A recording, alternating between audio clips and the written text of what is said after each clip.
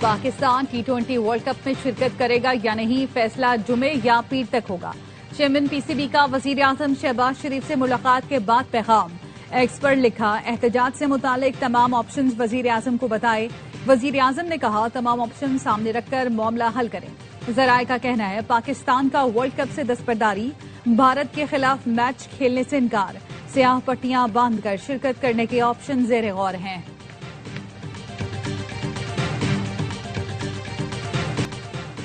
قیمتی پتھروں کی برآمدات سے قیمتی زر مبادلہ کمایا جا سکتا ہے۔ جیم سٹونز کے ذخائر کی تعداد کو بروئے کار لانے کی ضرورت ہے۔ وزیر اعظم شہباز شریف کی زیر صدارت قیمتی پتھروں اور معدنیات کے فروغ سے متعلق اجلاس میں گفتگو۔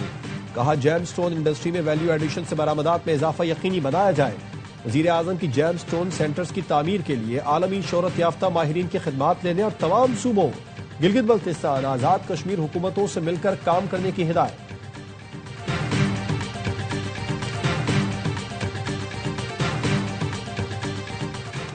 اور ملکہ کوثر مری میں برف باری کا چوتھا سپیل زور و شور سے جاری۔ ایکسپریس وے بند کر کے مزید سیاحوں کو آنے سے روک دیا گیا۔ انتظامیہ ہائی الرٹ، پہلے سے موجود سیاح موسم سے خوب لطف اندوز ہو رہے ہیں۔ سانحہ گل پلازا کے 10 روز بعد سرچ آپریشن مکمل، عمارت سیل کی جا رہی ہے جس کے بعد پلازا کو مسمار کر دیا جائے گا۔ ڈپٹی کمشنر ساؤتھ جاوید نبی کھوسو نے کہا ریسکیو اداروں نے امکان ظاہر کیا ہے کہ اندر مزید کوئی لاش موجود نہیں۔ سانحہ میں 73 اموات کی تصدیق ہوئی، 23 کی شناخت ہو چکی ہے۔ لاپتہ افراد کی فہرست میں 13 نام ایسے ہیں جن کے ورثاء نے DNA سیمپل نہیں دیا۔ اگر وہ سیمپل نہیں دیں گے تو ان کے نام لسٹ سے نکال دیں گے۔ گل پلازا کی بیسمنٹ کے راستوں پر تالے لگے ہوئے پائے گئے۔ ریسکیو ٹیموں نے ویڈیوز اور دیگر شواہد سے اعلیٰ حکام کو آگاہ کر دیا۔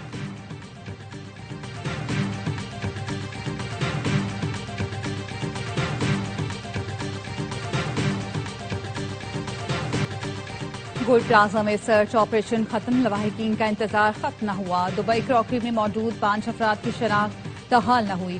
دکان مالک محمد حسن نے بتایا بھتیجے کی لاش مل گئی تھی، 2 بھانجے، کوئٹہ سے آیا مہمان اور 2 کام کرنے والوں کی باقیات بھی نہیں ملی۔ چکر لگا لگا کر تھک گیا ہوں، یہ روز کل کا کہہ رہے ہیں۔ وزیر اعلیٰ سے درخواست ہے ہمارے پیاروں کی میتیں دے دیں۔ پولیس سرجن ڈاکٹر سمیہ کا کہنا ہے آگ اتنی خطرناک تھی کہ ملنے والی باقیات سے DNA سیمپل حاصل کرنا انتہائی مشکل مرحلہ ہے۔ شناخت کا عمل کب تک مکمل ہوگا، حتمی طور پر کچھ نہیں کہا جا سکتا۔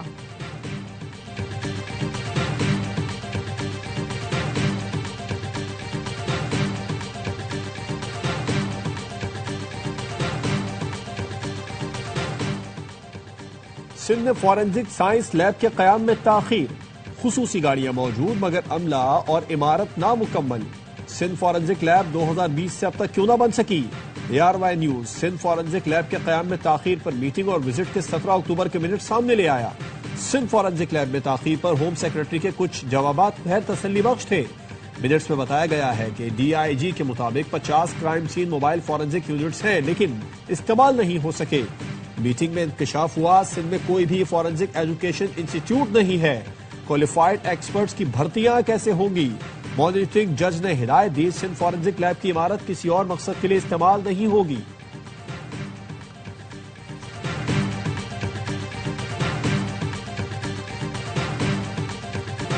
کوئٹہ میں برف باری کے بعد بچوں کی عید ہو گئی، کہیں اسنومین تیار کیا گیا تو کہیں بچے برف کے گولے بنا کر کھیل میں مصروف ہیں۔ بچوں کا کہنا ہے برف سے کھیلنے میں اتنا مزہ آتا ہے کہ سردی بھی نہیں لگتی۔ کوئٹہ میں ہونے والی دوسری برف باری شاید بچوں کی دعاؤں کا ہی نتیجہ ہے۔ برف میں کھیلتے بچوں کے ساتھ بڑوں نے بھی اپنے بچپن کی یادیں تازہ کی۔ چمن میں کوزک ٹاپ کے مقام پر کئی گھنٹے مسلسل آسمان سے روئی کے گالے برستے رہے۔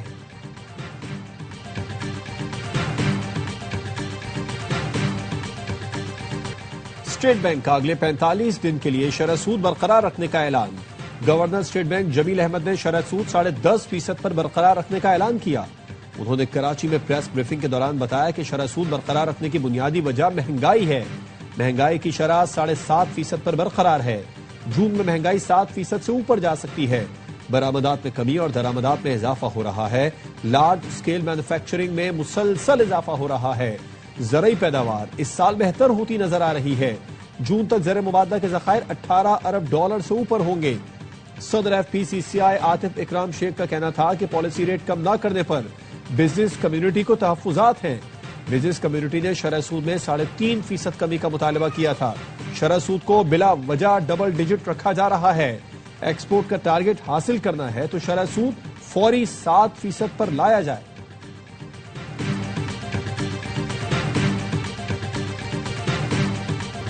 آٹھ فروری کو گالی دیں گے نہ پتھر ماریں گے. قومی اسمبلی میں اپوزیشن لیڈر محمود خان اچکزئی کہتے ہیں درخواست کریں گے کہ دکانیں بند رکھیں, پہیہ جام کریں. Chairman P T I barrister Gohar نے کہا حکومت نے 8 فروری کی کال واپس لینے کا نہیں کہا. 8 فروری بانی کی کال ہے, وہی واپس لے سکتے ہیں. کوشش کر رہے ہیں کہ ہمیں انصاف ملے.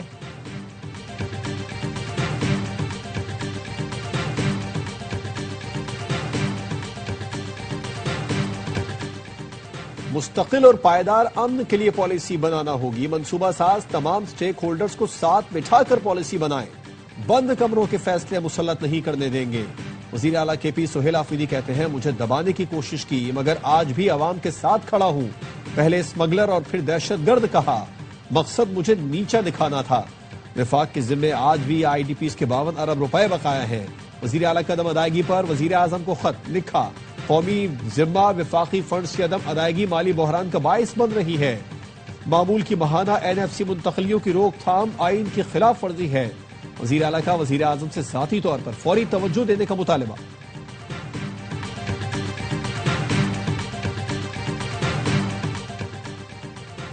سندھ سولر انرجی پروجیکٹ میں اربوں روپے کی مبینہ کرپشن. نیب کراچی کا افسران کے خلاف انکوائری کا آغاز. چیف سیکرٹری سندھ کو مراسلہ.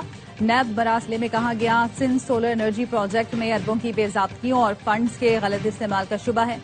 سندھ سولر انرجی پروجیکٹ میں قومی خزانے کو نقصان پہنچنے کا خدشہ. نیب نے وزیر اعلی سندھ کے پرنسپل سیکرٹری کو بھی خط لکھ دیا.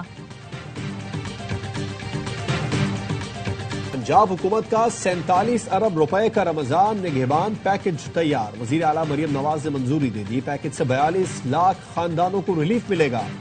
1 کروڑ افراد کو امداد ملے گی. ہر تحصیل میں مریم کا دسترخوان اور سہولت بازار قائم کرنے کی منظوری. روزانہ 2000 افراد کو افطاری کرائی جائے گی. مستحق خاندان کو رمضان میں فی کس 10,000 روپے کی امداد دی جائے گی. مریم نواز کی رمضان میں اشیاء ضروریات کی قیمتیں مزید کم کرانے کی ہدایت. کہا کوئی مستحق خاندان رمضان میں تنہا نہیں ہوگا. مخلوق خدا کی خدمت میں کوئی کسر نہ چھوڑی جائے.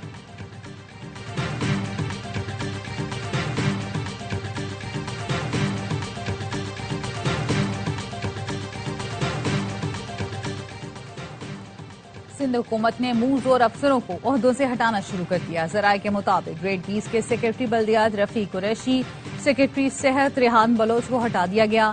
دونوں وزراء سے زیادہ طاقتور سمجھے جاتے تھے. گریڈ 20 کے میونسپل کمشنر افضل زیدی اور سیکرٹری محنت اسد اللہ بڑو کو بھی ہٹایا گیا. اسپیشل سیکرٹری بلدیات محمد علی شاہ کو بھی رپورٹ کیا گیا جو 19 گریڈ میں ہو کر گریڈ 20 کی پوسٹ پر تعینات تھے. بیوروکریٹ ضمیر عباسی کو بھی رپورٹ کر دیا گیا.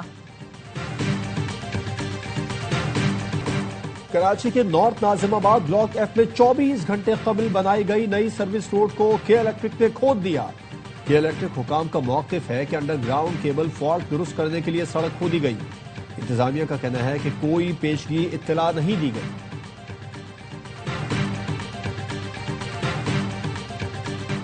گلشن اقمال کراچی میں درخت کس نے کاٹے, KMC نے TMC کو ذمہ دار ٹھہرا دیا. پولیس نے بتایا درخت کاٹنے والے مزدوروں نے KMC کا لیٹر دکھایا. سندھ سالڈ ویسٹ کے سپروائزر کا کہنا ہے KMC کی اجازت کے بغیر TMC کام نہیں کر سکتی. KMC نے مقدمہ درج کرایا. میئر کراچی کا کہنا ہے درختوں کی کٹائی کرنے والوں سے سختی سے نمٹا جائے گا.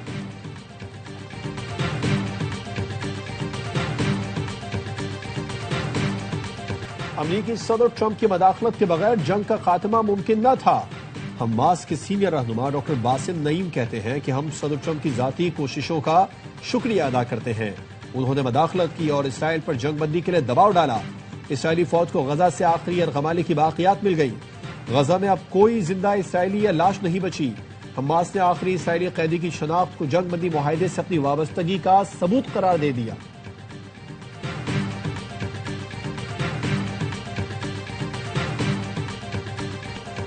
سعودی عرب اور UAE کے تعلقات میں یمن رکاوٹ نہیں. سعودی وزیر خارجہ فیصل بن فرحان کا کہنا ہے دونوں ملکوں کے اسٹریٹجک روابط انتہائی اہم اور پورے خطے کے مفاد میں ہیں.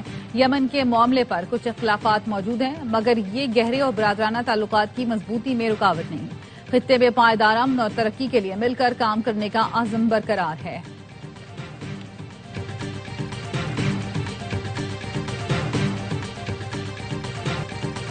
آندھی بو گے تو طوفان کاٹو گے، جیسا کرو گے ویسا بھرو گے۔ تہران کے انقلاب اسکوائر میں بڑا بل بورڈ نصب۔